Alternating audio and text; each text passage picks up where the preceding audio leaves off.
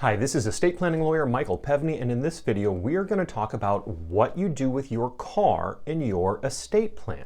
But before that, if you have any questions relating to this or anything else related to estate planning, you can set up a time to meet with me for free by going to my website at ocestateplanlawyer.com. Set up a time for a free 30-minute strategy session. I create estate plans for families in California. So, cars and estate planning.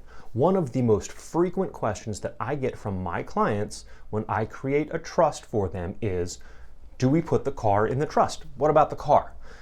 So to start off, I create trusts for most of my clients. A revocable living trust, which is a legal entity that we create that you can put property in now or when you pass away, and then it can pass simply and easily to your loved ones while avoiding probate, which costs a lot of money.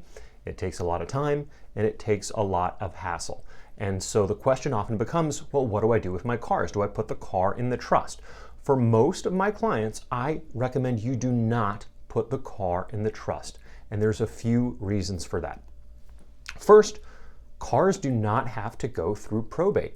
If you have a will or if you have a trust, it's a very simple transaction. There are provisions for it in the California Vehicle Code. Cars do not have to go through probate. You show up at the DMV, the executor of your will or the new trustee of your trust after you've passed away, and you can have the title of the car transferred. So it's very simple to do. Cars do not have to go through probate. Number two, I don't want to stand in line at the DMV. I'm not going to do it. I don't think you want to pay me to do it, and I don't think you want to do it either, because that's essentially what you have to do in order to put a car inside of a trust. It's a big time and it's a big hassle. I try to do everything at the DMV that we can do online now. Sometimes you still got to go in, especially if you want to do the whole real ID thing, which is a pain. And so who wants to stand in line at the DMV? Because the reality is this: you're probably not going to be driving the car that you're driving right now when you pass away, right? How often do we switch cars? Every 3 years, 5 years, maybe 10 years? So very unlikely that you're going to be driving the same car now that you drive when you pass away. Who needs to stand in line at the DMV?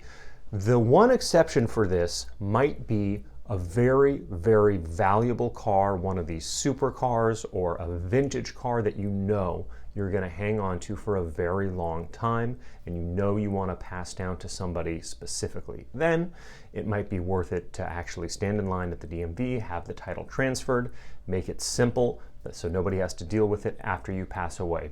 But for most of my clients, I do not recommend that you put your car inside of your living trust, because cars don't have to go through probate anyway, and it's a big time and hassle at the DMV, and who wants to do that?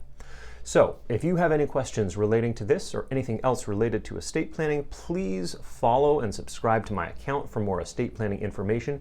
You can ask an estate planning question in the comments section and follow me for more estate planning information. Once again, this is estate planning lawyer Michael Pevney. Thanks for watching.